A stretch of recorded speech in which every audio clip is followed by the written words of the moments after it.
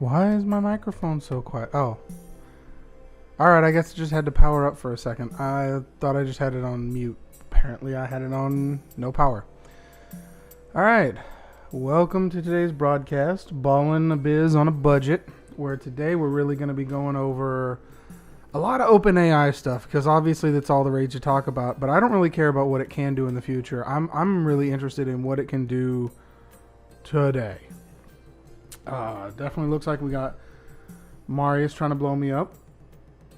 Ooh, and it looks like tomorrow, quick announcement, it looks like Bitorium will have an official repository, hopefully tomorrow.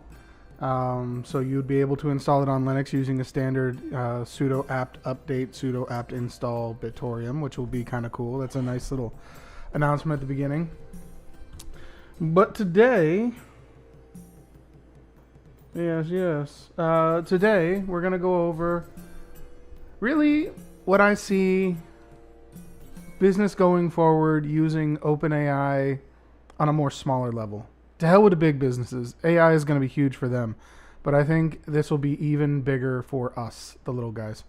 So I had a couple of ideas that we're going to try out today.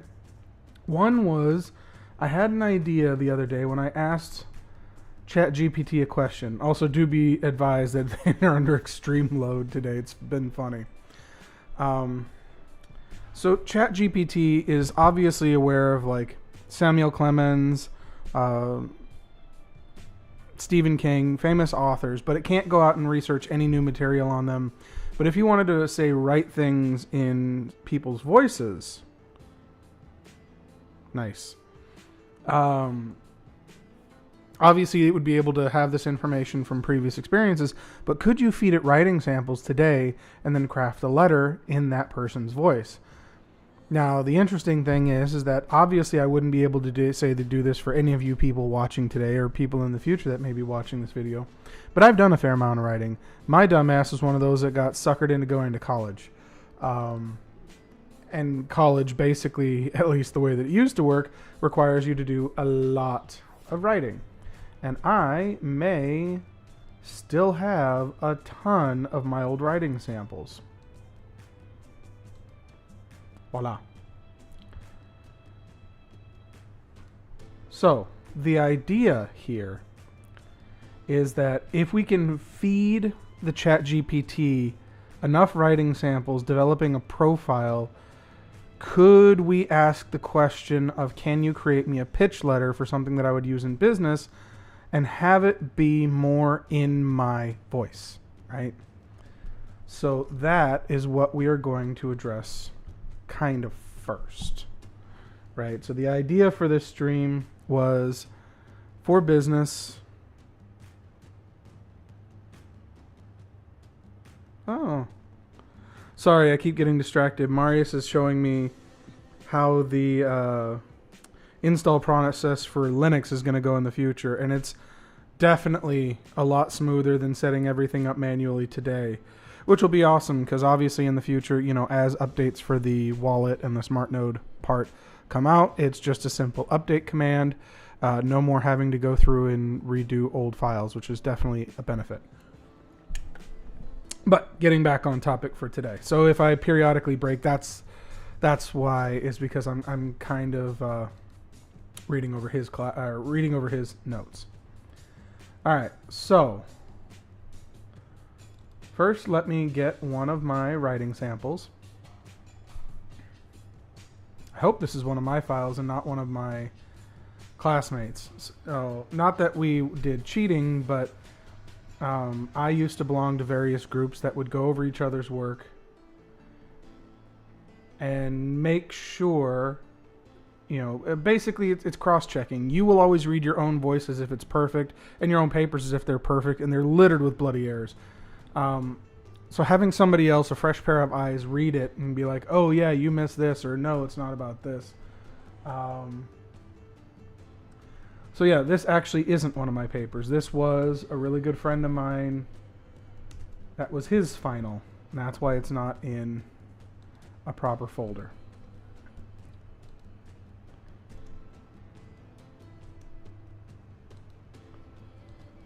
And a lot of this stuff is just...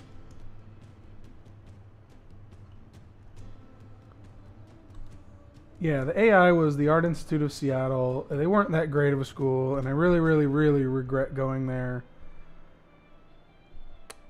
for the schooling part. What it did teach me to do was a lot of video production, audio engineering stuff, which has definitely helped me out in modern terms. Wow, I didn't... Yeah, also, this is obviously a sign of the times. I didn't really have a reliable computer, so apparently the only things that were there was my English 101 and the one summer course, but I actually was at this particular school for about a year, so there's a lot of documents missing. That's unfortunate, because some of my better work definitely was there. But what we do have is enough writing samples to really start this process. Don't care.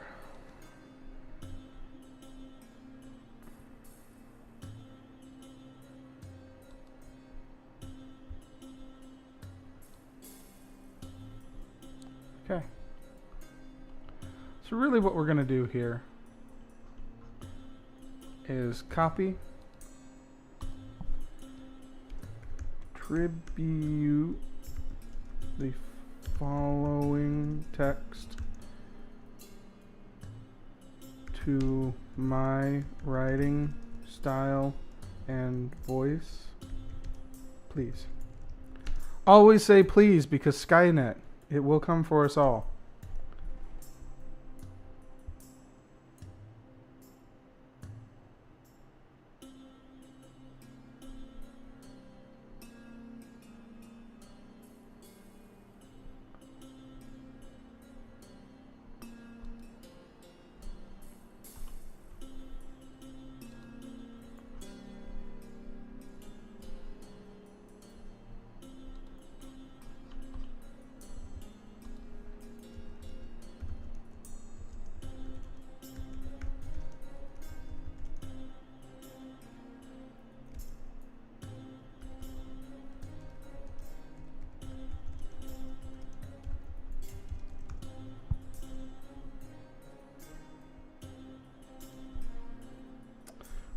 Right. So save is a bad word because it means the literal save when I want it to topically save. So let's reword this.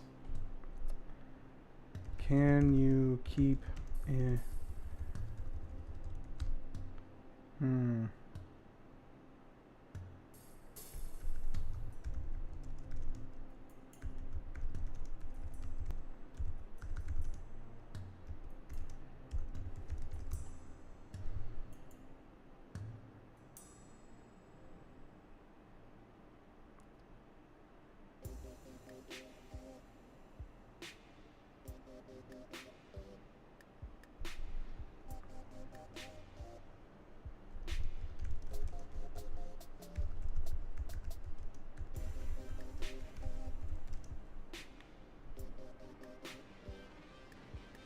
Might be a bit more tricky than I had originally anticipated, which is fine. Absolutely fine. Oh. Having my morning caffeine at 4 o'clock in the afternoon.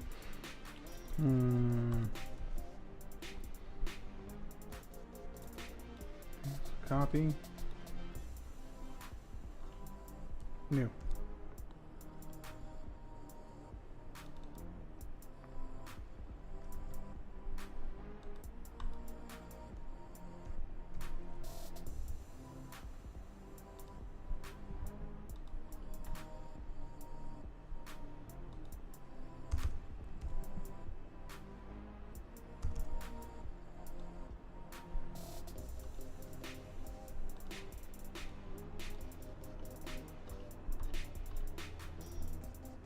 Oh, right.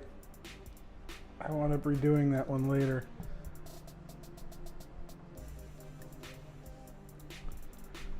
So let's go find more examples.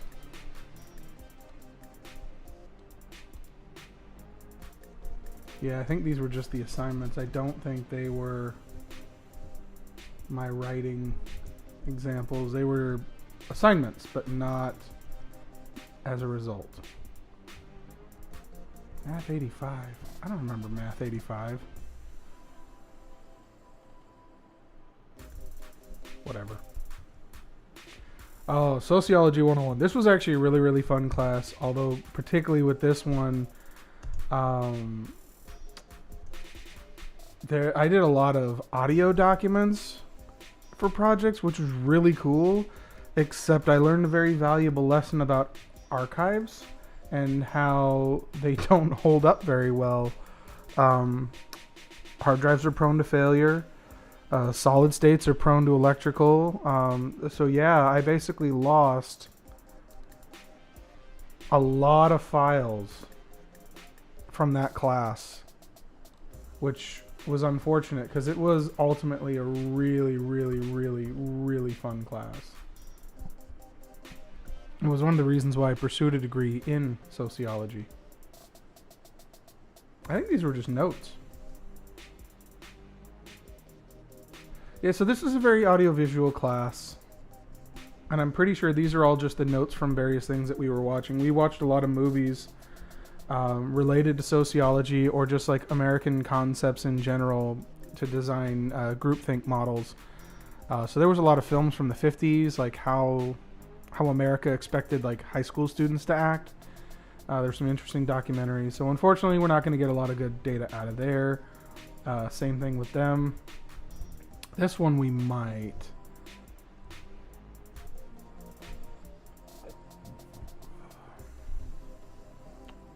Okay, maybe I was just really, really bad at just saving these in general, but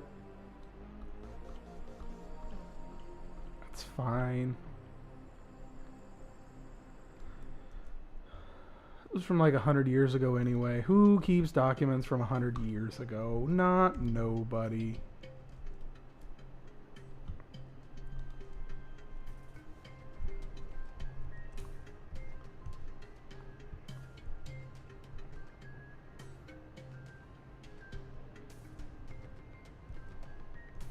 Oh, globalization. That's what this one was. This was really cool. Unfortunately, once again, it was a visual project where I came up with fake ads for each of the holidays. You know, as if we were being kind of honest about our bad habits of commercializing everything, even if it's something kind of sacred. So, like, this one is pretty obvious. Moet Deschandon reminds you, this New Year's to please drink responsibly and spend irrationally. Martin Luther King Day, Think Differently, where Apple would absolutely, and had done this, commercialize some of our forefathers. Now, clearly they would never actually do it in this way, and I'm clearly picking on Apple, which is ironic because damn near everything I have is Apple. But the idea is that, you know, a lot of companies do this. Valentine's Day, poking fun at the fact that this is an actual Hallmark holiday. President's Day, because nothing says, you know, happy celebration of all our presidents by a shitty car sale. Rock out with your rooster out.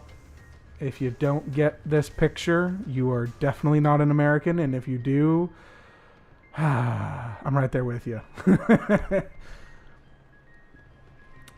If you won't ask, we won't either. Happy St. Patrick's Day. Now, the dumb part about these these absolutely seem like ads that would have existed. They don't. These were not real ads. These were to prove a point about globalization and commercialization in our society, which I'm pretty sure that this class was about globalization in general. Happy Earth Day from ExxonMobil, right? Like, right? We all get this one. You can keep all that water to wine stuff. We got something else to transform for. Because, yeah. Who doesn't love the celebrating of Jesus' birthday, which I'm pretty sure was what we were going on with Easter here for sexualization of it. Yep. Even down to commercialization mothers. Memorial Day. And this one's a bit more wholesome. Happy Father's Day. Happy Labor Day. And if you don't get this one, this is a definite shot to the dick to ExxonMobil. Alright. But the point was, you know, yeah, I think this one was kind of directly aiming at the point of why I started this one in general. Happy Hanukkah, because everything can be commercialized, and that's kind of the point of what was going here. Unfortunately, no writing samples, and I digress. We're getting off the rails, and I am great for that.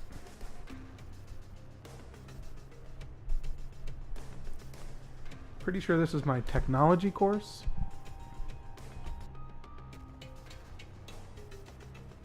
Yep. When you're in college, you have to take a fair amount of filler courses. I don't know what else you'd call them. They're not really pertaining to your degree, but in this case, I found it incredibly interesting. Freedom, Technology, and Information, I think was the name of the course, which is also one of the reasons why you will very unlikely ever see an actual picture of my face, because I'm not feeding the echelon system. Okay, that was a joke, but the point is I'm not feeding any database with, facial recognition crap if I can get around it.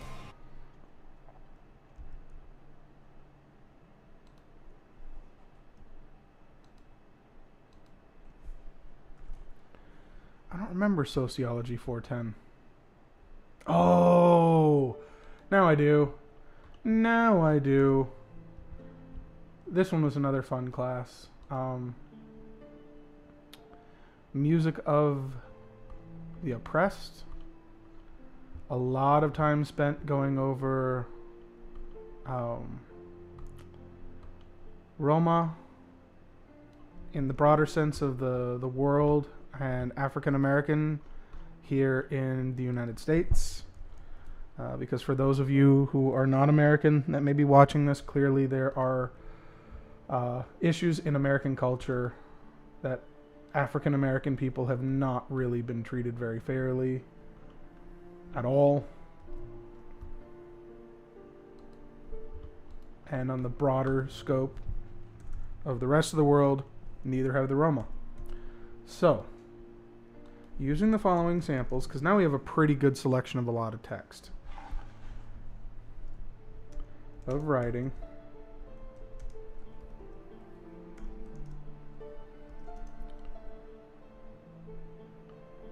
using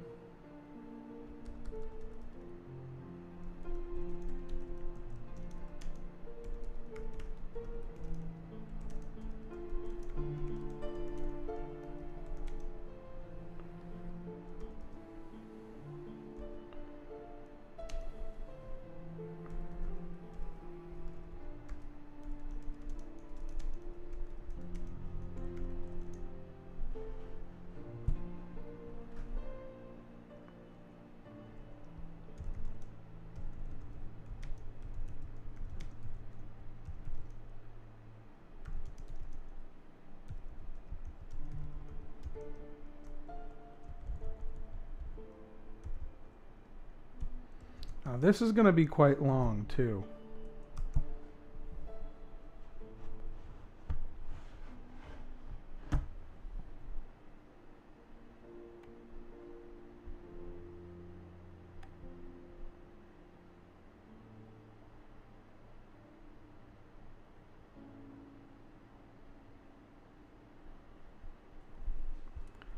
All right. I actually kind of like this one. Right? So, in theory, what we just did is we took a whole mess of my writing samples from college, right, which would definitely set the tone to a academic and less of a casual, right? And then it used that to craft this letter. So let's go ahead and read it. Dear strip club owner, and clearly you would swap that out with the name. I don't like that, but we're going to read it anyway. We at Group Health Sales are pleased to offer your business a unique opportunity to provide your employees with high-quality health insurance at an affordable cost. As you know, providing health insurance for your employees is not only a valuable benefit, but it also shows your commitment to the well-being and can improve morale and productivity. We understand that running a strip club can be challenging and demanding business, and finding the right health insurance plan can be a time-consuming and confusing process, which it is in America. That's why we are here to help. Our experienced team will work closely with you to understand your specific needs and goals and we will provide you with a range of options to choose from. At Group Health Sales, we are committed to providing our clients with the best possible service and support. We believe that every person deserves access to quality healthcare, and we are dedicated to making that happen for your employees. We would be honored to have the opportunity to work with you in your business. Please don't hesitate to contact and learn more about our services and how we can help you provide your employees with the health insurance they need and deserve. Sincerely, your name, Group Health Sales. Now, here's the interesting thing here, and I am aware of this, but it didn't dawn on me until I was reading this. Words like that and don't might not immediately pop out at you. They do at me, and the reason is that it was something I became aware of while I was in college, that I used these contractions a lot. Don't instead of do not. That instead of that is, something that I have come to change in the years after college. Now, to be fair, I think a lot of those years, and I haven't been in college for a while. Yeah, so this is 2010, 11, 12, and we didn't even get to some of the newer ones. So we could say that these writing samples are at least 12 years old. I have changed a lot of my writing style. So, keeping that in mind, I would actually say that this is a success, right? I don't like the result, but me not liking the result does not necessarily mean that it's not a success. Yeah, BTRM to the moon. Yes. Yeah. All right. So, getting back on track, because like I said, I get off track easy. For those of you that don't know, I also belong... Right now I'm in the Bitorium Discord channel. We got some interesting things popping off today. And today, unlike yesterday, not so much on Bitorium, although I do kind of want to talk about broader cryptocurrencies in general, but we'll get to that a little bit later. So shout out to the Bitorium crew. Shout out to the Yerbis coin, even though I couldn't get anybody over there to join me today. That's all right. I know you guys hate me. It's all good, guys. Love you too. I just want to say cashew apples were invented by nature because humans make baby Jesus cry.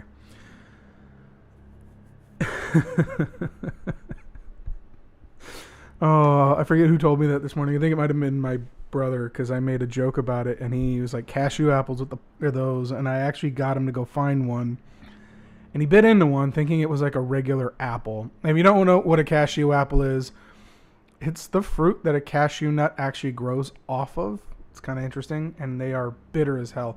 From my understanding, the few cultures that do eat them either boil the shit out of them or make them into an apple, or I'm sorry, into a liquor. Yeah, they make them into an apple. But then somebody had a website today with a icon that was clearly a cashew apple. All right, so now that we're back into this, I like this letter overall, but I don't like the letter for a couple of glaring reasons. This is actually very clearly, there's a couple of things that stick out to me. Nerd is one. This is clearly somebody who went to college, right? Which makes sense, because all the writing samples that I gave it were from college papers, which is kind of what I wanted to experiment with, because since then I have a lot more personal writings, that you would call them. I have or had an open source predicated Zine magazine thing that we tried that wasn't successful. We've sold open source, or not open source, public domain books and redid them to be interactive. And that met with varying degrees of pushback, primarily from the original authors who didn't like the fact that we were selling their books. But to be fair, if you enter something in the public domain, you run the risk of somebody doing exactly what I did, so I have no sympathy for you. If you had come at me slightly differently and asked for a percentage of the proceeds, I absolutely probably would have done something like that. But you entered it into the public domain, you know who you are, and you can kiss my ass. The point is that since we've come out with this, there are other writing samples that I think I would do for more of a personal level. But what this means for the small business aspect is that if you have a lot of examples of your writing, of your own personal writing, I would recommend getting them into a digital form, because then you could simply input that and use that to craft a voice for yourself that's based on AI, right? Because once again, it took, and this probably cost me like $1 or whatever to do this. It took all of this text, right? And keep in mind that it can now reference this, because as long as we don't reset this thread, it'll keep all of this in memory to craft future letters, which I think for my purposes are actually going to be kind of a bad thing. That is probably not what I want to have happen. Got a little bit of an update from Marius.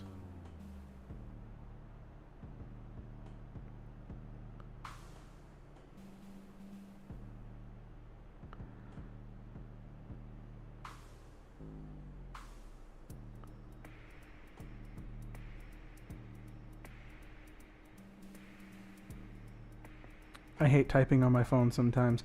So yeah, he's definitely come out. He has an official repository built. Now it's not in the official repository for Ubuntu, I think.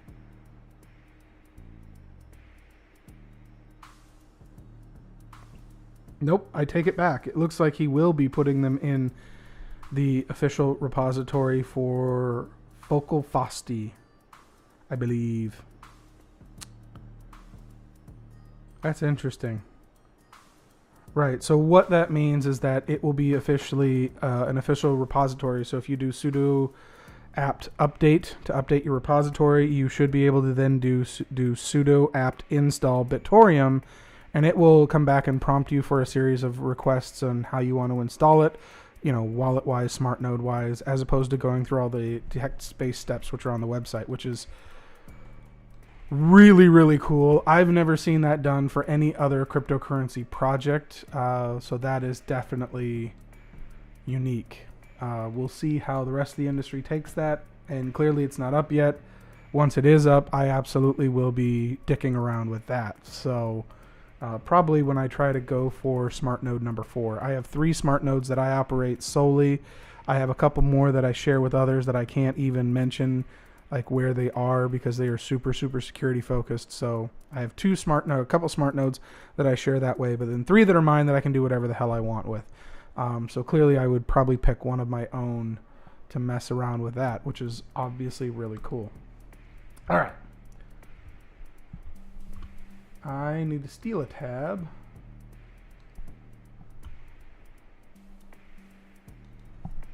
I need to write somebody something real quick, and it's easier to do from my keyboard.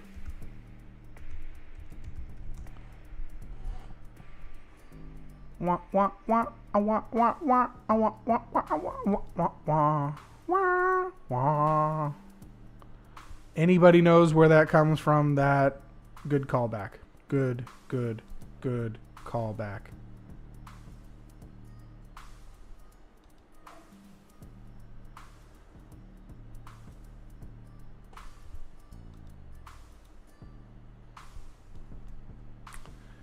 And while we're taking this little break, I do want to shout out that today I actually put all the musical tracks. They're not in sequential order of when they're playing because I have them playing on random. All musical tracks are provided royalty-free by Kevin MacLeod via Incomptech.com. Go ahead and give him a check out. There is no sponsor for this video. I pay, air quotes, out of my own pocket for literally everything going into this. A lot of this equipment I've already had for years, so it's already been quote-unquote paid for. But all of this training comes out of my personal time and all that fun stuff. Which is why at the end I will definitely be asking for, not donations, if you want to buy anything from me. I sell stuff. I never ask for donations. I do not want you to do any of that kind of stuff. I sell 25-cent NFTs, right? I put in to chat the link. So if anybody watching now or in the future would like to support, I sell those NFTs for $0.25 because a little bit of money helps, surprisingly. And every little bit can help. Those will be updated every Friday as I create new NFTs or things that we'll be showing you later that just don't make it into the cut for what I want to use them for. I sell them in limited runs for funsies. I do not expect them to have store of value. You get something in return. We get a little bit of cash. It's a win-win-win for everybody. All right. My next talking point here is, so when I first did my video, we couldn't get the ChatGPT running and we used the playground. So when you go to openai.com and it'll launch you into beta.openai.com, you can look at the various different things. This is also where you get, your information about managing your account. Nice. And it'll update shortly about how much that costs. That was my costs before today. So that big block of text later, we'll find out how much that realistically cost me. This updates, I know it says on a 5-minute, but I've noticed it's more of a 15-minute. But this is really, a good indicator of your overall account. To be honest and perfectly transparent too, I have gone ahead and created a paid account, because one of the things I wanted to show you last time was that these were kind of one of the screens that you have once you switch over to a paid account, which, if you're going to use this service, I highly recommend it. It's a low-cost alternative to do a lot for businesses. So I'm approved to up to 120. My current usage, now these are the hard limits. When I hit this threshold, subsequent requests to buy more tokens will be rejected. And at $40, once I hit that limit, it's going to send me a message. I don't ever suspect I'm actually going to hit these, even in wild production.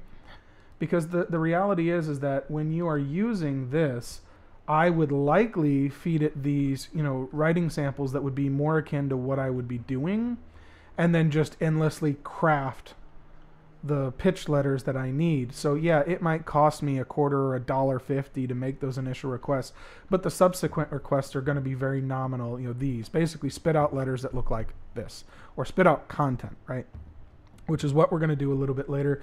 I'm going to create a week's worth of Facebook content for my business account, and we're going to have a little bit of fun using AI for that, because that's what the name of the game is today: Ballin' a business on a budget. But before we get into that, I want to get into the DALL-E system. Now, this would be, in general, what a lot of people, if they think AI, this is the system that was talked about the most. And the reason is that, very briefly, AI generated this whole image, and you can tell that by these little funky things here. Van Gogh-style painting of an American football player. When the system was given this was one of the images that it was generated. You can, from a abstract sense, you can almost see the official NFL logo out of that. And as somebody who doesn't follow football, the facial structure, the jersey, everything but the neckline. Like, the neckline is the only thing in this particular painting that kind of throws me, because he looks like a fucking refrigerator. But to be fair, a football player in football gear kind of looks like a refrigerator. But it's the neckline is the only thing that does it for me. But this is also more of an abstract style painting, not a realistic style painting. So given that little of prompt to get that as a result, amazing. Right? And these are just the ones. So these are the ones that people have submitted. Kind of like I want to, right here, you'll say, you can share any of the Dale. Is that, I don't know. Dali, Wally, is that what they were trying to go for? I don't know how to say this, and I don't really care. The point is that this system is kind of neat in the sense that these were things that were done entirely AI, basically off some text, right? Now, why is this critical? Well, we have some here. So this was the image, right, that you would have seen for this particular stream. And I chose this one because I like the color pattern. Abstract Paintings VX74.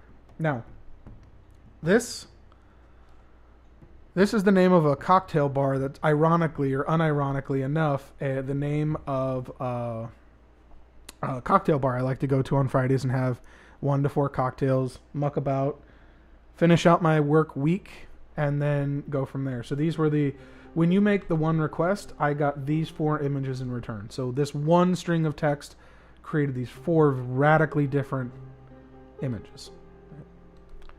I then took these images and then loaded them into my object. Now this is an NFT marketplace based off Tezos. You're going to hear me talk a lot about cryptocurrencies. Deal with it. I know that cryptos are polarizing, but I use them for business. I mean, I use them for a lot of things. Store of value, business, anything. I've sold things for crypto. And as you can see here, this is starting to look like what you saw in the other one. The biggest difference, no Dale signature. Right? And you are allowed to do that. Absolutely. It's just with the understanding that you are not allowed to make people assume that you did all the work. Right? So, and they're really vague about how you go into that. So all I did here, image was generated from the artist and an AI collaboration, which is true. I gave it the text. It spit out the actual artwork. That is by definition a collaboration. Did I paint this? No. Did I tell it to use particular color patterns? No. One of the things that I wanted to do, obviously not today because there are some lag issues that I was having today. I want to play around with the image generation thing where I can give it my own image and it will spit out, with some texts and encouragement, you can really make what I would consider more of a true collab, which is using art that I've actually done to generate new art based on those suggestions, which I think is really, really flippin' cool. All right, so the playground is what we were dealing with last time, and this is super limited, but to be fair, this I would say is a lot more for code creation. And we're not really going to go into too much about that. I will say that if you can get into the chatbot, the OpenGPT, for now, this is the better of the two systems. Having played a lot with both of them, this is the one that I prefer, even for code generation. Now, one of the things I have going in the background, and I'll explain why, right? These are 2 separate programs running on the same machine. If you tuned in for my, what this system will have implications for insurance agents, this was the original example. This was code I more or less just got from somewhere on the internet. I don't remember where, and it was more of a hodgepodge between 2 people's interpretation of what I wanted it to do. And effectively what it was supposed to do is give me the CPU temperature, not individual cores, just as the whole CPU package in both Celsius and Fahrenheit. The problem was it wasn't doing complicated floating point, and it was just rounding up.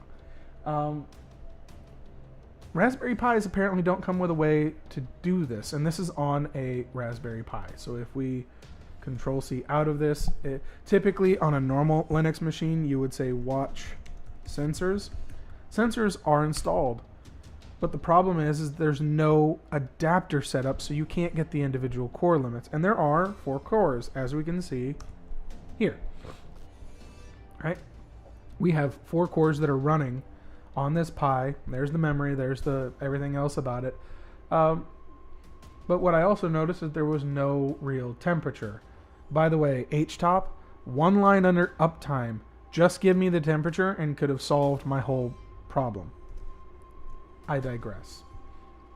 So I created a little program.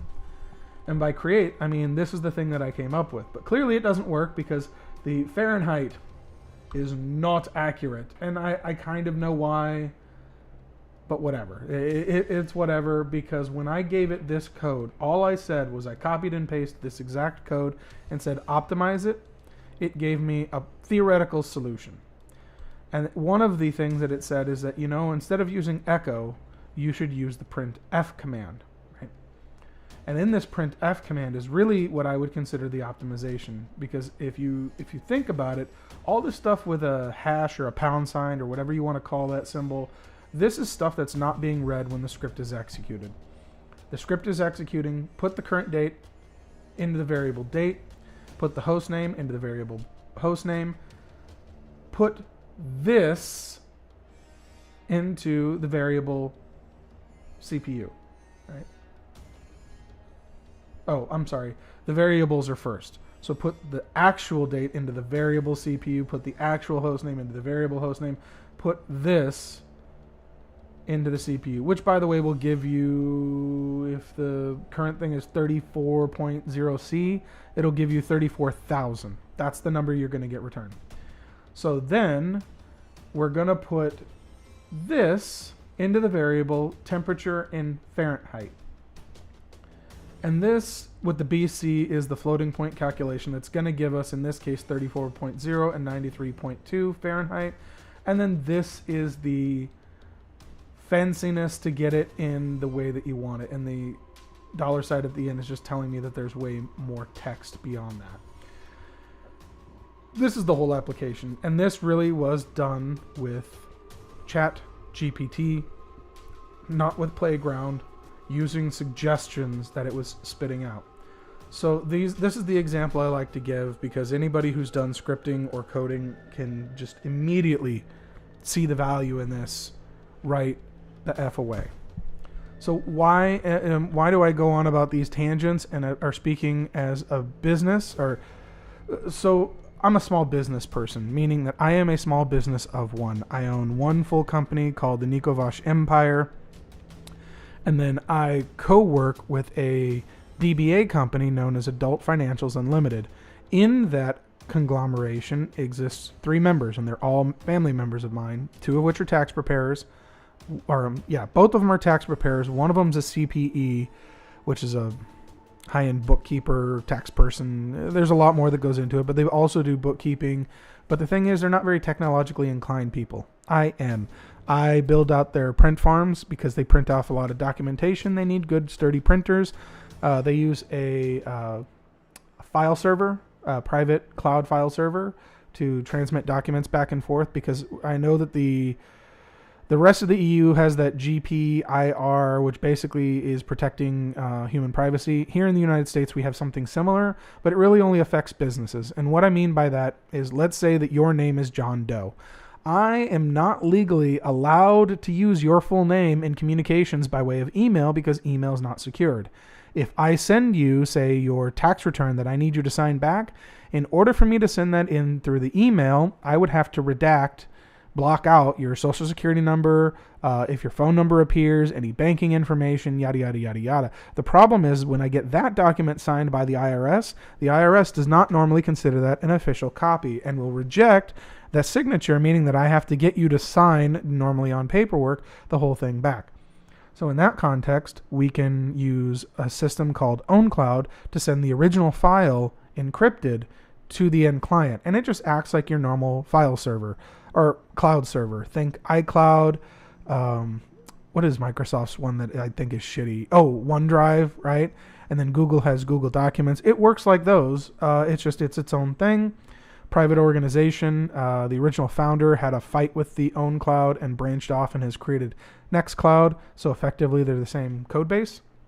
And I have definitely made myself an enemy of those communities, or at least OwnCloud, because I own and operate the world's longest running OwnCloud on a Mac environment, which I'm not going to get into why that pissed them off, but it did.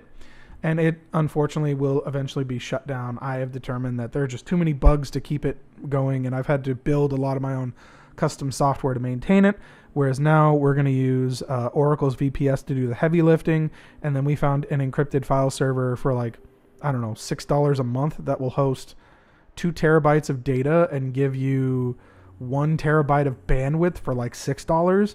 And if you need to upgrade it, you can buy bandwidth for pennies on the dollar. It's amazing. So it's a scalable system that the OwnCloud on OS X will probably be depreciated in 2023. And I never gave the code base away because there was no change to the code base. It was changing in their HTC access files and a couple of those. So I never actually changed the code base. I just did some simple web tinkering to get their system to working, and then just built a piece of software that if the web server glitched, it would reboot it. Right? So once again, I know I'm going off on a tangent, but what does this have to do with small businesses? I am not a large firm. And when I say I am doing this, I mean I am doing this. I do not have people that I can call up and be like, hey, can you help me with this or blah, blah, blah, blah, blah. No, I've got to put in the blood, sweat, and tears my damn self. I have a lot of money invested in my own software that I've had to buy. As an example, even for this stream, the music that you're listening to, I did get for free. Shout out to Kevin MacLeod again. Right? But it comes with a glaring error, right? Music, when it's created, remind me later. Sorry, it's off screen and you're not seeing this. This is a piece of software called SoundGrinder. So the thing is that when I got this music, all music is typically recorded at various levels. This allows you to take a batch of files that you just drag and drop in, and one of its functions is to normalize or make at the same volume. And I know it's not a great job because there are definitely tracks on here that are louder, but just imagine if I hadn't done that, you would get some that, you know, you're at this level and then all of a sudden next track comes and it's just so loud and you can't hear anything. And yeah, so normalization is a really cool function. So I had to pay for this software, but it wasn't expensive. It was like, I think the original, because I've been using it for a while, was like $50 maybe. And then the update, and I think they even gave me a coupon. It was like $12 for the update. And when I mean I was using an old version, this goes back to my days of college. So I bought this software 12 fucking years ago, and they're still updating it, and I only had to pay $12 for the update. Shout out to SoundGrinder, Monkey Tools. They are amazing. I love this software. But here's the thing. Us as small business owners do not have a lot of money, so we need to utilize low-cost, free alternatives. Another piece of software that I would love to replace, but I just can't for myself, is Adobe Photoshop. I think we can all speak for ourselves when we know that Adobe is great, but it can be expensive, particularly now that they're on that, you know, monthly or yearly subscription. What do I pay? $120 a year? $120 is not something that big businesses give a shit about, or even mildly successful businesses. But what about us small people? We started out with, say, I don't know, $5,000, $1,000, $100 in your pocket. How do you turn $100 into magic? Well, $100 might be a little bit too low, but the idea is still the same. We're not built out of money, so every penny we put into our businesses up front matters on the back end. Right? Because if I start with, you know, let's put a more real world number. I have $1,000 in my pocket. I need to create a budget before I sell my first item, service X. There's an amount of money that I need to spend to get it bare minimally functioning. And there is a lot of tools out there that are low or no cost, but there are some that still do have a cost. Primary example, the development package that I used to create this software used to be open source. It was called Live Code Revolution. They used to have a community version of it. They don't anymore. And I think the lowest cost for that is like $300 a year, which, you know, for development software, brilliant. $300, that ain't shit. I think Microsoft Visual Basic starts off at like $2,600. So if you want something on the Microsoft Store, that's your barrier for entry, $2,600. That doesn't give you any of the tools to create your own graphics, and you're still working by yourself, which is why I thought about this series and said, you know what? Let's start looking at this as for people that are really trying to ball on a budget. And that's what I see tools like OpenAI really flourishing. And I mean today, not a year from now, not when GPT-4 drops, not in 3 years from now when the system maybe can go online and reference things in real time. That will ultimately change the game forever. But I'm thinking, how do we change the playing field today? Right now. And this is a really good thing. So once again, we're only picking on insurance salespeople here because that is what I do. That is my, well, I don't want to say it's my bread and butter, but it is my primary job. I do a lot of tech support stuff too. I make custom tech. I also sell a lot of what are called Apple swag. I had a family member that used to work for Apple back in the 70s and 80s at their formation. And they used to have what was called the Apple Store, not the Apple Store that exists today. It was a store that employees could go and buy swag or things. So I have like book covers that say "Think Different," but with the old rainbow-colored logo, and that was during the release of. Oh, it's either going to be the Lisa or the first color Macintosh. I don't remember. It's been that long since I've looked at some of that stuff. But I also have Laserdisc, yes, Laserdisc, training materials, because back in the day, that's what salespeople for Apple used to have to do. There wasn't an Apple store that you went and bought these things from. It was more like mail order catalog. You got your Apple catalog, or you knew your Apple sales rep, or you went to a store, which would have been somebody with a damn kiosk that would give you a presentation and let you, dick around with an Apple. And then you would have to plop down, several $1,000s to walk home with one, which really wasn't walking home. They probably sent it to you. And it was weighed a ton, particularly if you were in the Apple II days. We're going to gloss over that phase in its existence. But that's how Apple used to work. So the Apple store I'm really talking about here was you as an employee, and you had to be an employee. You could walk in there and buy a Gold Cross Apple pen. You could buy, what are the other things that I've sold? Oh, one of them that wasn't even for sale. There was an 89 convention. They used to do these yearly sales conventions that were for in-industry people only. And they gave all the presenters this very special glass. Now, it's not special glass in and of itself. I think it's just regular lead glass. But there were only 3,000 of them in existence.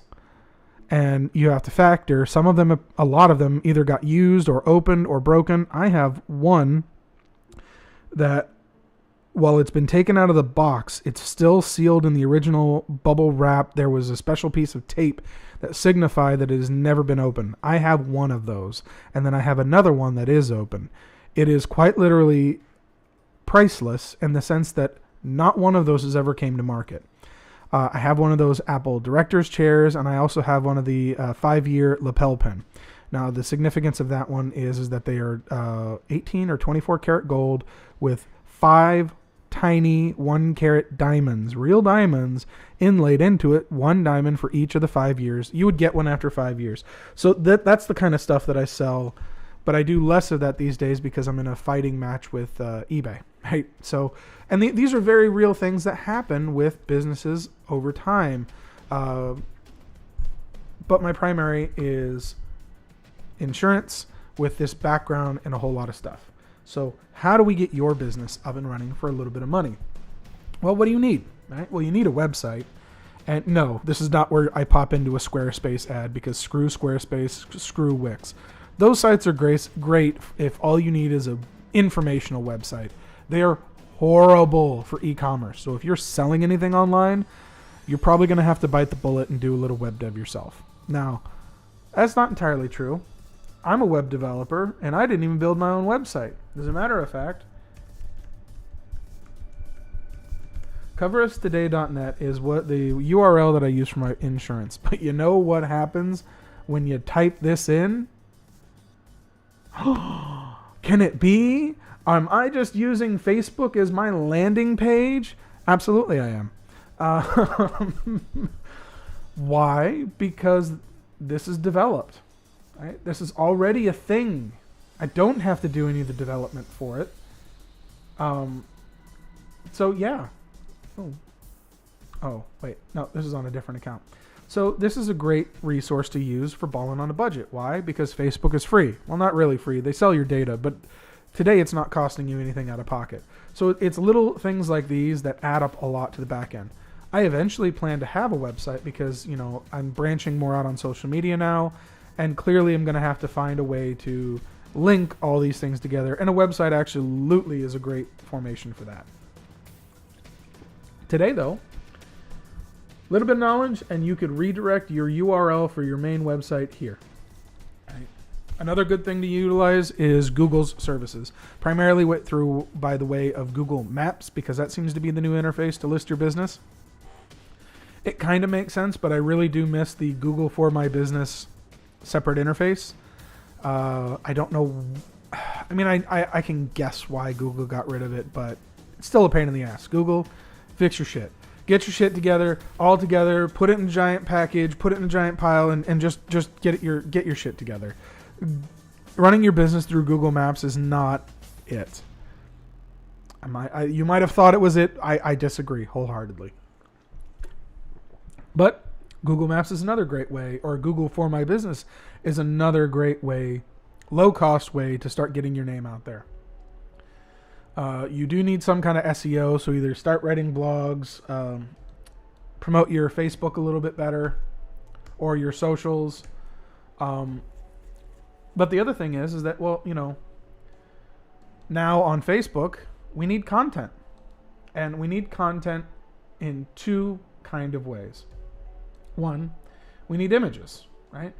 This is a great resource for getting, quote unquote, around the licensing. This is not free, right? They give you credits, sure, but once you exhaust those, you're paying for them. So equivalently, those images, well, the 4 images cost me 2 cents per 4. They call it 1, but really it's 4. I mean, that may change in the future. In the future, the system might spit out only 1, 2, 4. Maybe they go up to 6. I don't know. But every token that you burn, you get a block of 4 images based on the inputs. So, right, so here's the 4. You probably have recognized this if you've been to my object account. These were as a joke that I did live on another stream, but I really liked them. And the fact is, if you kind of mix these two together, that's kind of what I look like, only with a bigger beard and wilder hair, because I don't have a barber anymore. Shout out to Teal, great friend of mine. He closed his shop down before I moved out of Chicago, but if I go back to Chicago anytime soon, I'm mobbing over to your house. I'm going to get your wife to make me some gondolas and definitely some escabeche, and me and you are getting drunk, and you're going to call up your brother, and you're going to give me my haircut, because damn it, I'm in vast need of one. Point is, this is a great resource, but I also got another hot tip for you. Flickr. Flickr's been around for a while, and people obviously use it for sharing. I don't. I use it for inspiration. Now, once again, my internet be bugging. But let's take an innocuous thing. School of Business. Right. Not clearly. It's going to take a hot second. What we're going to do up here is there's this little hidden thing called licenses. So right now it's set to any license. All Creative Commons license, or we scroll down to commercial use allowed. This is a special kind of Creative Commons license that basically the artist has said, and the artist being the original uploader. So this might not actually be under Creative Commons, so you do got to kind of be careful about that. But this very likely is, right? Actually, let's take this one as an example. Right? So we pop this sucker open. Wait for it to load because my internet is ass. We've been over this before. I use Comcast for business and they are just abysmal. But this image is available. Well, it's not just this image. It's this image in this set normally. So it should also be inclusive of this set, right? So we could use this one if we totally wanted to. The important part is that when we go down to some rights reserved, you are free to share, copy, redistribute this material in any medium or format, adapt, remix, transform, and build upon the material for any purpose, even commercially. And that's the reason. And the licensor cannot revoke these freedoms as long as you follow the licensing terms. Typically, you have to give appropriate credit and provide the link to the license and indicate if any changes you were made. This one is hard for them to do, and it's hard for me to implement it as end user because primarily where these get wound up putting on Facebook posts. Not gonna lie. The point is that this and this image set, right? So let's go back to the first one. I don't pay for this, right? I can download a copy of it. It should give me a little prompt for all. All right, and let's do the original one because I noticed that this one is actually kind of small. Now it's probably going to try to open up Photoshop. Oh, thank God it didn't. You know what? I got a lot of stuff open. Let's go and start closing some of this down.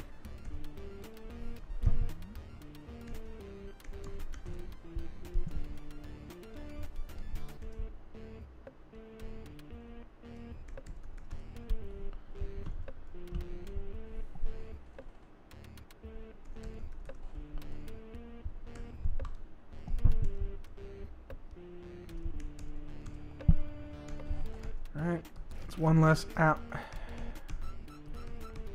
Okay. So we should have downloaded it, and this is the file, right? But as we can see here, there are some immediate things that pop out to me as a graphic designer that are kind of bad. 72 by 72 points isn't necessarily bad, but what it should tell you is that's formatted for web, which makes sense. It's where we got it from.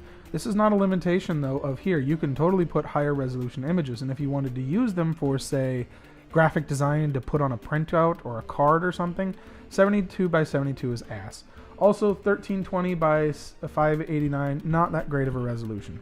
So there is a piece of software called On1 Resize. Now, I'm using a fairly older version of this, but this is also it's not a free piece of software, right? Let's go here, On1 Resize. I see that once again, I can't spell for shit.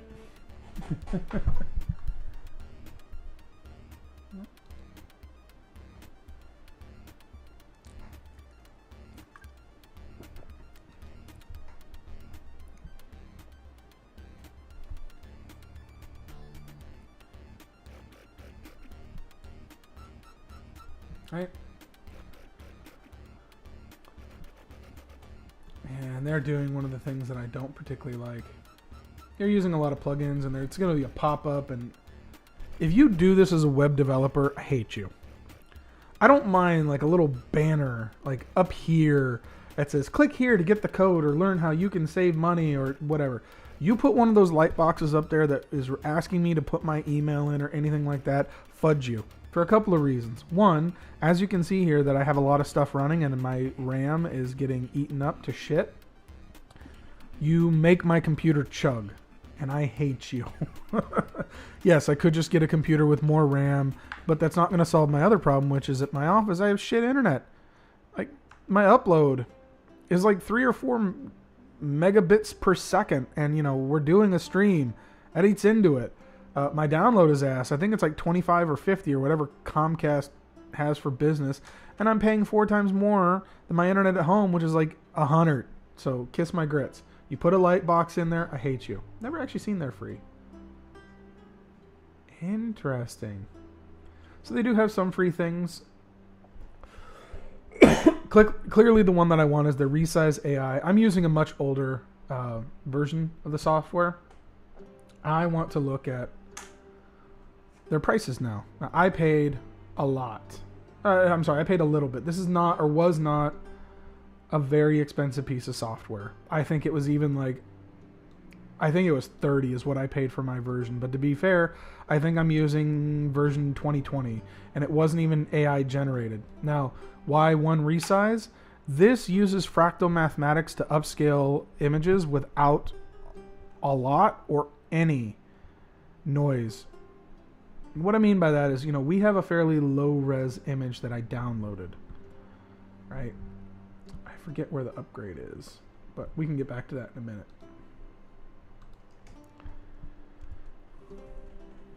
So this is what I'm talking about here, is this is a fairly low resolution image, both in its pixel density, which is the 72 by 72, and the physical size of it, which is rated in pixels, right? So we go to downloads, if I can see. I think that's the name of it that it downloaded. Okay, and we open it. Right? So here's the panel of what you can do with it. So it'll show you the resolution. Now this is one of the first things it does, but this is something that I set up. Basically, any image that I drop in here, I want it to upscale to 300 DPI. So we were using 72 DPI, which means that it was a lot closer to this. But what I really do want is 300. Now, the other thing that we could do here is scale upwards. So instead of having 13, we can use a 2500, which will increase that. Now, you can get quite a bit of upscaling. And, right, bad example because it zoomed all the way in. But you know what? We started off at 1500. Let's say 1500. So 1500, double it was at 3000. Double that is 6,000, right? So we've effectively given us 4 times the resolution of what we started with a much denser pixel count. Right? So what we're going to do is hit done. Once this image goes away, that means it should have saved the file. It's rendering the process. And because we are making so much bigger of a file, and like I said previously, I am chugging along because my RAM is getting eaten to shit. We're actually going to quit Chrome because of that. Yeah. My RAM be dying. Interestingly enough, though, even though that I'm eating... This is clearly a RAM bottleneck issue, because with OBS open, I'm still only hitting my CPU at about 36% usage. And this is a fairly older... Not even a great one. This is a MacBook Air, people. I'm doing this from a MacBook Air. This is not a fancy... I mean, it is a nice MacBook Air from 2015, and it is the dual-core i7. But this is not a zippy machine, so to only get 36% of the CPU being utilized, it's pretty good. It's the RAM we're bottlenecking on here. Clearly, the RAM. And there's not a lot that I can do about it, because this is one of the things that people hate on Apple for all the time. You can't put more RAM into these laptops. Just can't. So we're just going to kind of watch it for a second. How about that?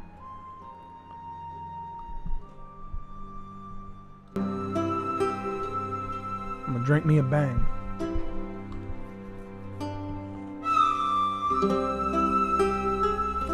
I do want to point out something here, though. And I don't know if you can tell, but one of the things that happened immediately on screen, because we are zoomed so far in, this is clearly zooming to the picture that it's rendering right now. And one of the things that should be immediately apparent, and I'm kind of circling with my mouse, is that the pixels went from being blocky, little blocks, to more aggregated chunks. This is using fractal mathematics to generate these kind of chunks. And this is what is going to maintain the picture clarity at a much bigger resolution. This is what fractal mathematics does. And we're talking about a piece of software because, like I said, I have not updated this software in a while. And one of the reasons is that it works. I paid for it. I'm not even... I do not condone theft of software. Pay for your damn software. Do I know that people do it? Absolutely. Do I condone it? No. Pay for your software. I paid for mine, but it's not that much, right? You know, go, oh, we're done. Thank God.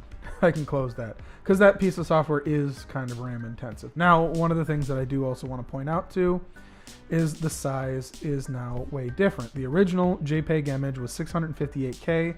Upsizing it that way has definitely increased it to 195 megs. So upscaling does not mean image optimization. It made it clearly much bigger, but it also has increased the dimensions. Now, one of the things that has gone away, is the resolution. And I have noticed that in the past, but the second part should clear some of that up. Now, I don't know if that's a function of PSD files where it just doesn't show the resolution in the Mac interface, but I don't know. And frankly, I don't care. I know that this works, but I'm just going to show it to you to prove the point that it works. Because the other thing that we can do is we can load up the other image and kind of do a side-by-side comparison. So here's our big boy image at 16.7% with the resolution. And apples for apples, the same image being loaded in, should load into another tab, right? 66, right? For effectively the same, more or less, I mean, it is utilizing slightly less of the screen too, but that just shows you how much, air quotes, bigger this image is. Also, image size. Here we go. Resolution at 300. Here's our pixel count. So this is the reason why the file is so much bigger. Now what I want to do is I want to take my magnifying and we are blowing it up to 100. Now, one of the things I want to make very clear here is see how they're not square pixels anymore, or the square images? I believe where we're looking on that one is fill screen. I think that brings it. Nope. I want 100. Right? So there's 100% versus 100%. And if I remember correctly, what we were looking at on that one is kind of here. Right, so as we zoom in, this is more of a block pixelation, which is very typical of JPEG. That's perfectly fine. But this one, although it was based on JPEG, a lot of those blocks have been resolved to these little chunks. That's because it was using fractal mathematics to upscale these blocks to maintain its resolution. So what I mean by that is that when we are going to, let's drop it back to 50. If I can, oh, no.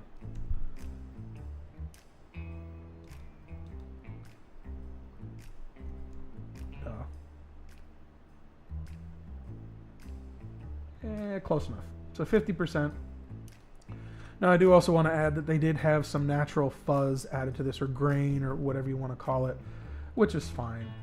But what we are looking at here is effectively a nice little image tool. So this works, and this is a great combination of software. But as we see here, between these two pieces of software, if you were, for brass tacks, you wanted to walk out of here today with both of those pieces of software, Photoshop and On1, just their resize. For the first year, you're looking at $220, $100 for the On1, and then $120 for a year's worth of Photoshop. And that's assuming that you get it in the bundle, which I would recommend everybody doing, which is the bundle of Photoshop and Lightworks and, oh, I forget what's all in that bundle. I think they call it the photography bundle because it's what most photographers would wind up using. And it comes out to $9.99 a month. Taxes will be applied if you live in an area that applies tax. I'm from Oregon, so we don't have sales tax. Right, so if we bring that back up.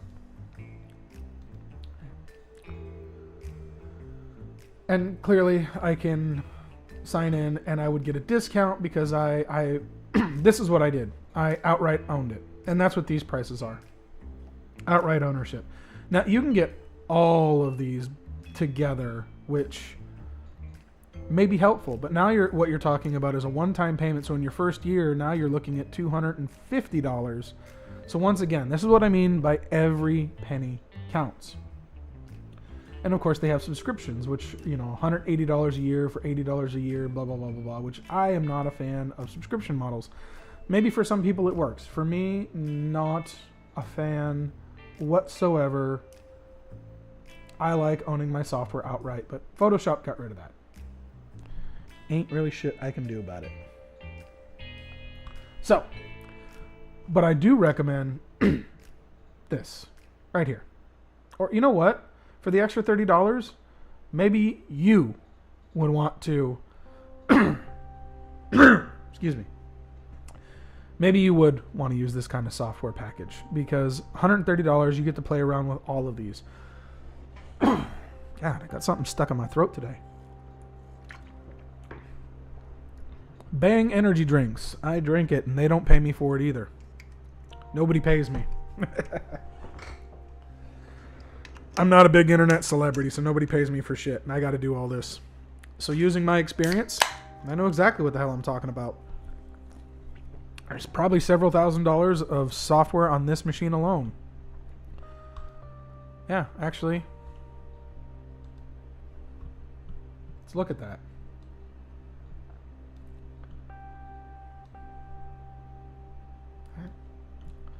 Okay, so maybe not a couple thousand. This one is actually pretty light on software. But to be fair, this is my field machine. This is what I do to run my business in the field because the machine itself is lightweight. MacBook Airs are not heavy. Better Finder, I think this is like $10, $120, because that includes, all this came with the bundle. Affinity Designer, I believe, is $50, or at least it was. This was to replace Illustrator, right? Because while the Adobe bundle definitely comes with Photoshop, it does not come with Illustrator, which is a vector imaging. So I've had to branch out on my own. I don't do vector images all the time, but when I do need to do vector design, this is what I use. Don't like it near as much as Illustrator, though. But I'm not paying $50 a month for a piece of software I use maybe 3 times a year. Adobe, this is why I hate your stupid subscription modeling. Bring back single one-time purchases. I will use version 14 until the day I die, and I have an old Mac where it will stay installed on that Mac to that point. Kiss my ass. Atomic, free. That's a cryptocurrency wallet. Atomic Dex, free. Cryptocurrency wallet. That's installed, free. This is actually really cool. DaVinci, although it doesn't work well on this machine, it is a non-linear editor that is free. Great piece of thing. Books comes with it. Bovada Poker. This is how I play online poker for cryptocurrency. Shout out to Brave Browser, who pays me in cryptocurrency, or anybody who uses it.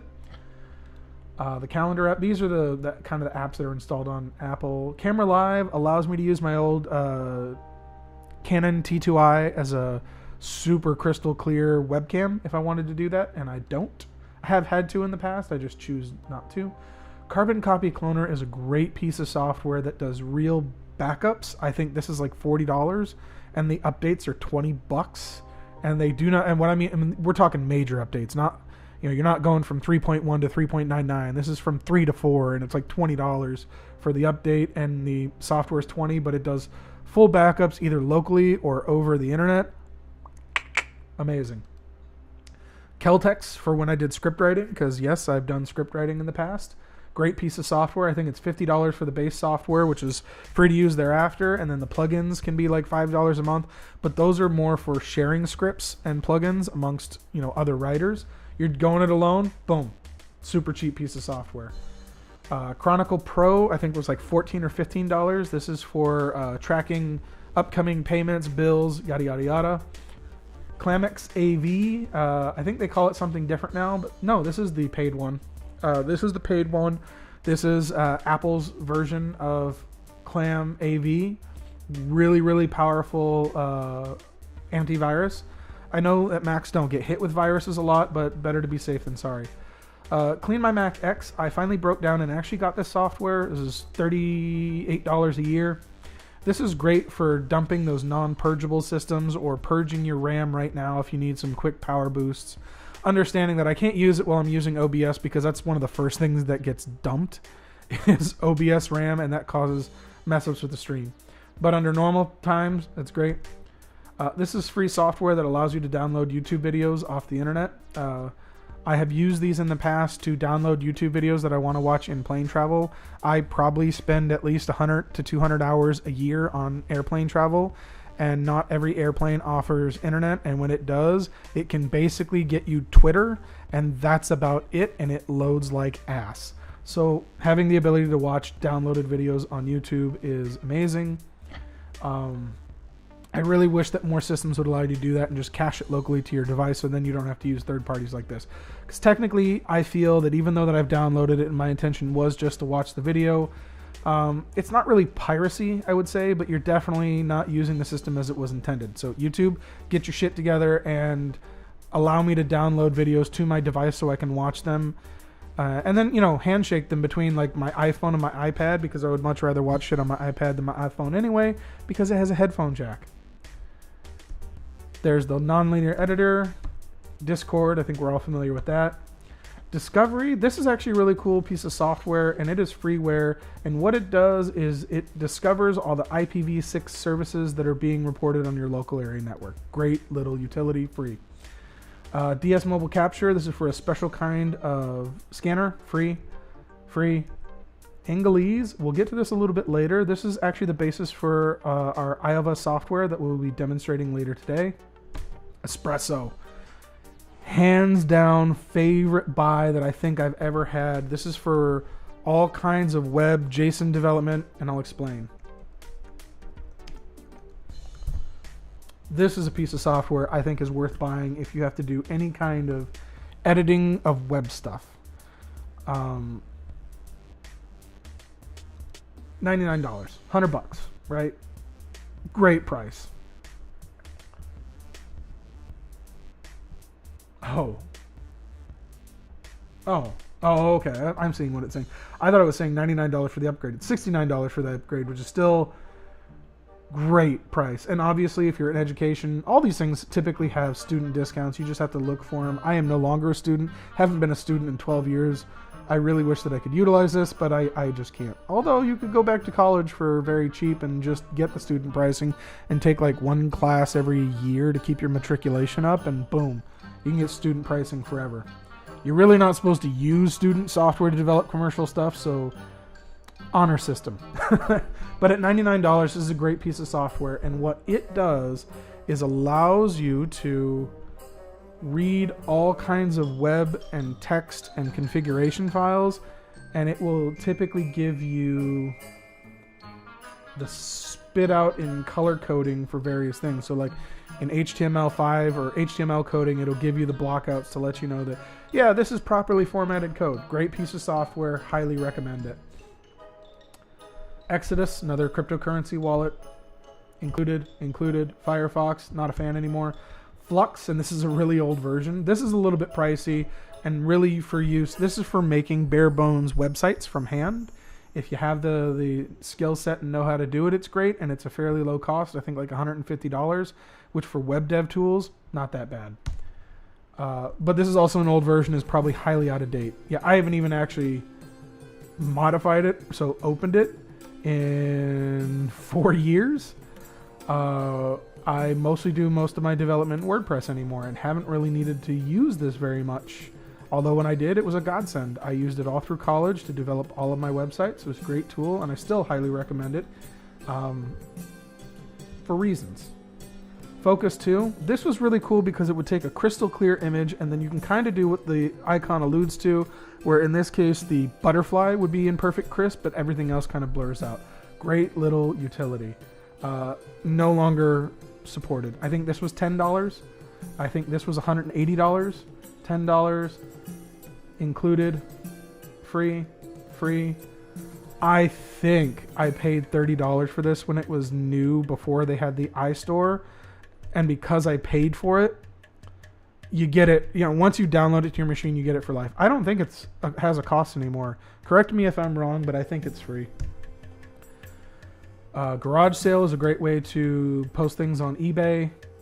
Not free anymore, and it's a subscription. Don't recommend it. I think when I bought it, it was like $50. Handbrake, free utility for making HTML. Not HTML4. MP4 files, MB4A files, all that kind of stuff. Great utility for transcoding, or even stripping out some of the superfluous headers to make your files smaller. Great for YouTube. HDRtist Pro, great for making HDR files without the use of Photoshop. Much cheaper, I think $20 or $40. Hexcolor, free. Home, ignore. Hype 3, I don't actually think they're a program anymore. This was designed to create HTML5 applets that you can make little web apps, and I think it used to be $50. I'm not entirely sure they're a product anymore. Free. But this doesn't exist anymore. You can't use this, and you can't upload the output of this anymore. This is for making modified Pub3, which you can't do anymore. Well, you can make them, but the iTunes store won't take them, which was the only place you could use them. Free.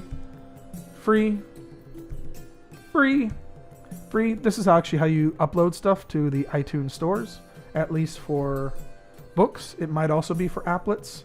Clearly it says books, music, and movies. I don't think this is how you get apps onto the App Store, but this is how I get content up on the App Store. $9. Free. LibreOffice, great piece of software. Recommended if you don't want to pay for for Pages, Numbers, Keynote, or if you just don't like them. LibreOffice has the same interface from Microsoft Office 97, so all us old heads out there, we got something for that. Line Chat, a great IRC client. Anybody who still uses and knows IRC, yeah, we're old. How's your back doing? Line, this was a great utility for, I think one of my jobs used to use it for in-office communication. I don't use it anymore. Line 2, great piece of software to get a second line on your smartphone, and they have a desktop app. This is actually how I do a lot of my texting for business. Live Code, the development. This is the community versions. These were free. This is the paid for version. My license is expired, so I can't use the software anymore, and these are about $300 a year. Mail, free. MAMP Pro, this is one-time purchase for the software. I think it's $69 or $89. And what this does is act like a web hosting server on your Mac. So this is actually one of the ways that we host our own cloud server for the tax office. I believe it's $80 per version and then like $30 or $40 to upgrade. Free included, free included, free. Mission controls, kind of like how you get various windows, different screens, right? Like that. Monosnap, free. Great little screen cap utility if you don't want to upload right away. Great for doing little videos. It's how I did the video for Bitorium. Music, this is iTunes. They don't call it that anymore. Free included, and I have a subscription, which is like $10 a month, but you can use it to get like the articles of the day for free, I think. At least you used to be able to. Notes, free. Numbers, $10. OBS, free. Ocean Audio, free. Great little utility for scrubbing WAV files. You know, if you just need some down and dirty edits, boom, done. On one resize, which we went over. This version is the old version. The new version is $100. OwnCloud, they're free. This is the compendium app, so this is makes files loaded as if they're right. So I have OwnCloud running, and it just makes it look like your operating system. So clearly I'm using Mac. This looks like Mac files that are on my machine because they are, but clearly they're also syncing up. That's what the little green check mark is with the server, right? So that's that app. That is free. Pages, $10. Parcels, this is how I track all my logistics packages in and out.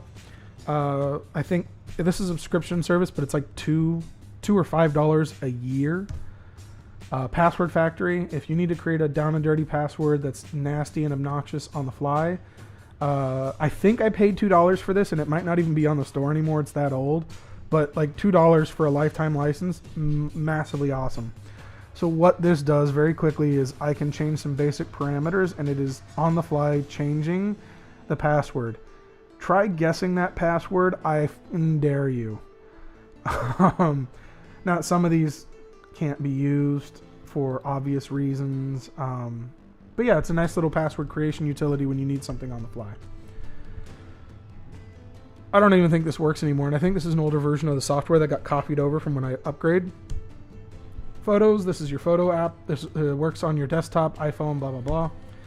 This is how you get podcast free preview. This is the built-in PDF viewer. I still don't understand. This is one of the things that pisses me off about Windows.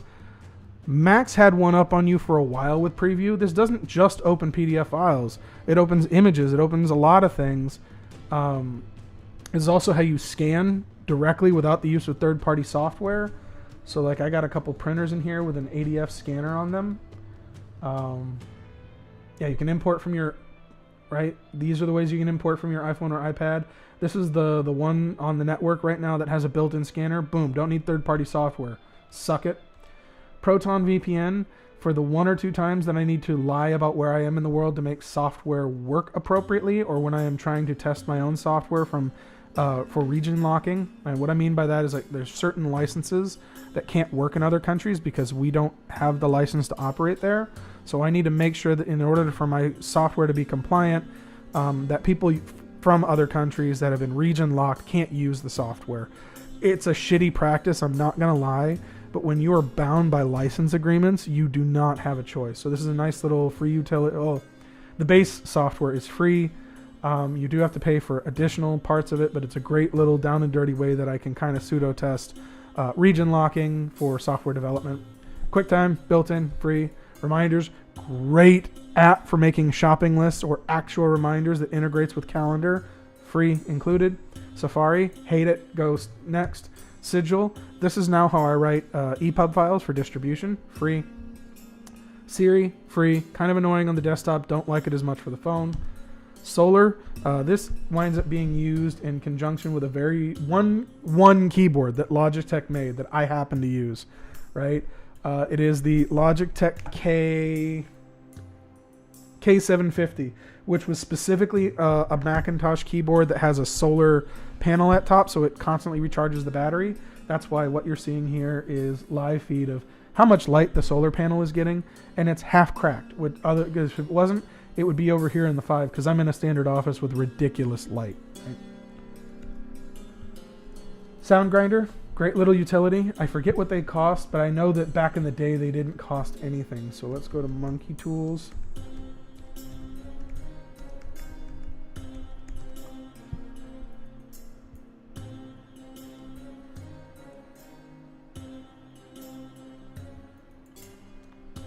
I don't use the Pro version because I don't need all the features of the Pro version. Right, so this is what Sound Grinder costs. Now this is full retail price. This is not the upgrade price. And like I said, I bought it, and I'm pretty sure this is what I paid 12, 13 years ago for version 2. And I now use version 4 something. You do need to email them. So if you do use this software and you're like, oh shit, I haven't used this software for years, they do offer an upgrade, but not from this interface. You do have to email them, and then they give you a one-time use code, and it normally comes out to like 40, 50, 60%, something like that. They'll tell you. It's great product. Still recommend it all these years later. Speed test, free. Free, and I hate it. Don't use it. Great unzipping utility, because this is the one gripe that I have about Apple. It's utility program, or whatever the hell they call it, to unzip files. Absolute crap. And I greatly prefer the unarchiver. It supports more formats. Free. This is how you do backups over to an external hard drive from Apple's system. I use Carbon Copy Cloner and this in conjunction. Time Machine Editor. The problem with Time Machine, it wants to do that backup every hour. This allows you to, and this is a free utility, this allows you to set time and date. So it happens once every 3 times a week, Tuesday, Friday, Saturday at 11 a.m. Because those are typically times that I'm not using my computer anyway. TV, this used to be called Movies, free. Here are the utility things that I have. Out of this, you could ignore 80% of this. Free utility for uninstalling apps, because uninstall doesn't work the same way as it does on Windows. $50 or $100. I don't remember. And then there's Mountain Duck, which is another $50 or $100. Free. There's Mountain Duck. There's $50 or $100. That got carried over because it doesn't even work. Free, but you do have to register. This is for setting System D instead of cron tab jobs. This is another old piece of software that I developed called What's My Chip Worth? This particular site uses, for every 1 Bitcoin, it's worth 1 million chips. This is for playing poker. So 1 million chips is equivalently $17,000 today. So if I say it had 1,000 chips, that's how much Bitcoin and how much it would be worth in real value. Nice little down and dirty. And I believe, yeah, this one allowed for the changing of your value. So how much is that in Canadian? How much is it in euro? I'm actually surprised this still works. I haven't played around with this code in 7-8 years. And this was designed to use for seals with clubs, which I don't even know is still around, but this is a poker thing. Neat little program. This is the kind of stuff that I build. Free, right? So, and rounding out, I don't even think this works anymore. I don't think this is honestly how uTorrent works, but this is for when the few times I need to get official files, primarily Linux distros. Free, an amazing piece of software for encrypting data. That's in use for the webcam thing from my T2i VLC. Great software, free. VNC user, free, because I use this for me, not for business. This allows me, well, for one, to act like a real VNC client, not the Apple built-in one. And it would allow me to connect to VNC servers that I have at my house. So that way I can get files from home, drag and drop. Free included Will It Trade, which is that software trading app that I've been building. Wiretap, this was not free. This was like a $30 piece of software. This is a great recording tool that just, they disappeared. They don't exist anymore.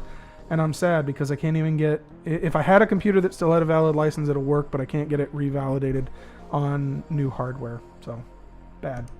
Zelcore, great cryptocurrency wallet, supports multiple coins. Resource intensive, so even on an older Mac like mine, it kind of chugs, which is unfortunate. Zoom, who doesn't use Zoom, right? Boom. My point is that these are all things that I've had to take into consideration because software is expensive. I have a lot more software built up. Right? I have a lot of software built up on other machines totaling a lot more money. This is my field machine. I like to keep it as neat as possible, but even that doesn't always work. So in terms of software, though, that I am developing, or in development for, oh, that's right. That's an output file. So I got involved with a company that develops this stuff called Ingolese, which is a system designed to teach people how to speak English, either as, learning English for the first time, so clearly children, or not as a native speaker. Now, this software was designed to create Word files because getting a voice artist to do this is incredibly difficult from a software standpoint. And the reason is that you can say a word, let's say Mississippi, Mississippi, Mississippi, Mississippi. Even if you're a trained voice actor, which I'm not, all those versions of Mississippi are at different millisecond ratings. From a software development standpoint, that's infuriating because milliseconds matter in software development. But the system that this backend's on, which I'm not really allowed to talk about, basically makes things very, very simple in terms of like everything is said the same way at the same time. And so what we could say here is, the base word is yeet, and then I yeeted a goose, right? Render. Ooh, actually I didn't want to do that. MP3s are horrible. I wanted linear 16, which is a very fancy way for saying wave. Right? All right, so then we go and we say Ingolese.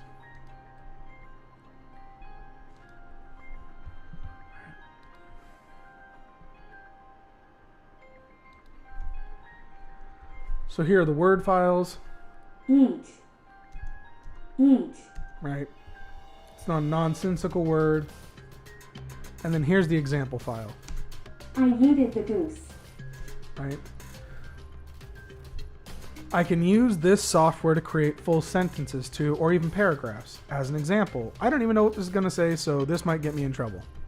You have reached Adult Financials Unlimited. We are either helping another client or away from the phone. Please leave a detailed beep at the message, and we'll get back to you shortly. Thank you. Goodbye. That is actually the outgoing message on my business phone. So the name of this system that we've been developing, originally it was used for this, and this is kind of like the pre-alpha version for what we're releasing to the public. It's called iOVA, Input-Output Voice Actor. The idea is that there's a lot of content creators out there who may just want a quick and down and dirty voiceover. Maybe they don't want to talk. Maybe they're having a bad voice day like I clearly am today. There's a lot of reasons for it. The system will come out on mobile platforms first and then follow up with a desktop app second, which is exactly inverse from how every other company has been doing it. And you know what? Maybe AI in the future will make that obsolete, although I don't think so, because the system that we're back-ending off of is a version of AI. We're just using a front end to give it the information and the API calls and then spit out the file. Our software will use WAV, probably MP3 and M4A or MP4 audio files, maybe org vorbis if it's a request, and we're working on that. In the description to this video, I will link a video that I did, which is not the official version for the Bitorium. They edited it further. They thought some of the things I did were hokey, but overall liked the video, so they cut out a lot of the stuff, which is fine because they paid me for the video, and that's how that works. You pay for it as long as you are in compliance with the other legal ramifications for it. Once you pay for a video, legally yours. So this is, I know it's, what are we up to? About an hour now. This is pretty much, we have come to the end of the system. I've hit all my major points. The ChatGPT versus the Chat AI playground. That is the last one. So what we're gonna do for that right, is we're going to go back to OpenAI. Before we wrap up the video, I do want to say that there is some major differences, right? And we're going to look at the API. And I want to log in.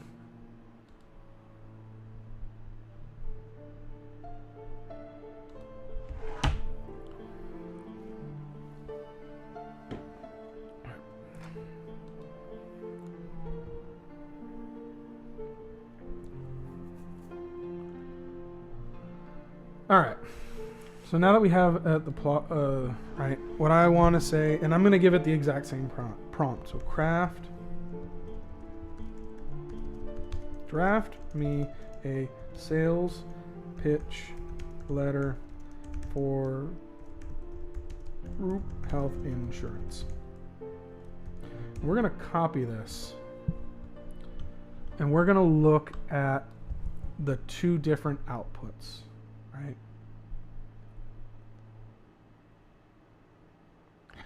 Already I'm seeing a difference because when I did this the other day, this wasn't even as nice of a result as that we were getting. But it does also highlight one of the problems that I had is that it does these stops. Now, I know that you can increase the maximum length, but even then, it's not nearly as nice as the ChatGPT, right? So we are going to take the same prompt, apples to apples, nothing fancy. Do keep in mind that their system is being hit pretty hard, and it is working, hence by the little 3 ... It's just being slow.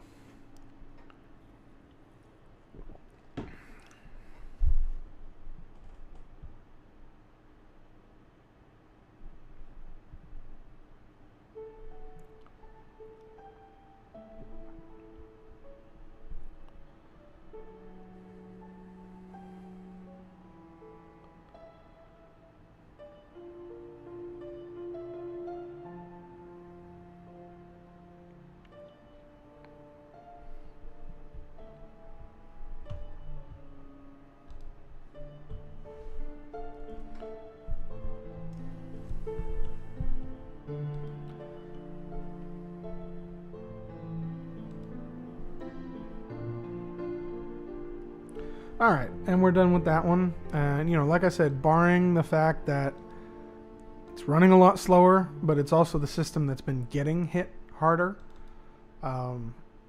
These things happen. But I can already, at least I think I topically see two distinct versions of this letter. So what we're going to do is we're going to apples to apples, right? We're going to copy this text, copy.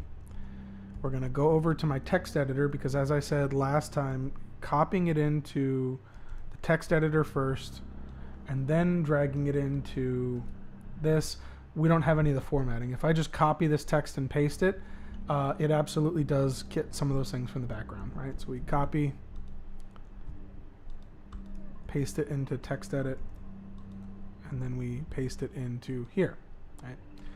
So we're going to get rid of the document stuff on the side, trim it up a little bit, and then try to find, yep, that one, do the same thing, trim it up a little bit, so that way we can kind of compare apples to apples, right?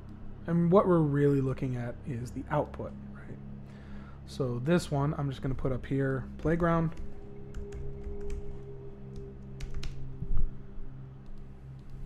and we're going to go here and say ChatGPT 3. I know it doesn't say 3, but that's really the GPT-3 system that we're... So there are some noticeable differences, right? This one is more or less trying to draft it as if I am talking about myself. At least that's what I'm initially interpreting that. Whereas in the playground, it is interpreting as the royal we are writing to you today instead of I am writing to you today. And there are definitely some positives and negatives in doing this.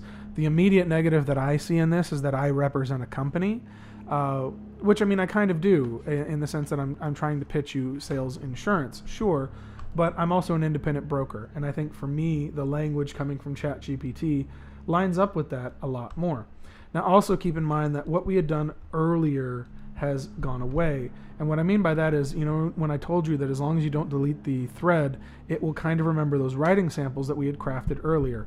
Well, I did delete the thread, because if we scroll up and down, I can't scroll up and down. This is all you're seeing. So this is all relative to this thread. And what we effectively did is reset the thread, right?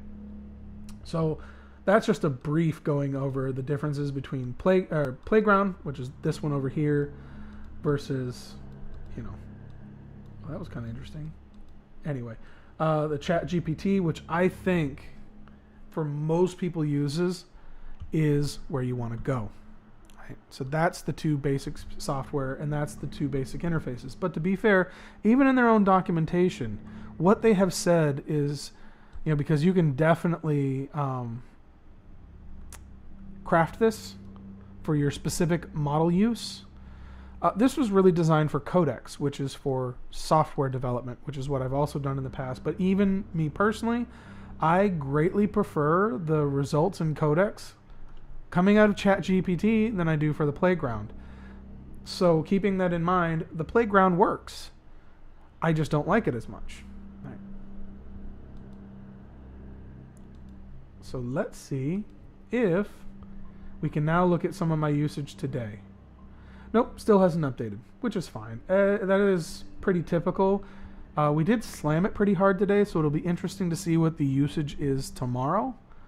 Based on those of you that watched the full stream, there were some pretty interesting things that happened in terms of the amount of tokens I was burning through, because I had to learn my sample. So we entered in a whole bunch of text and had to take that into consideration.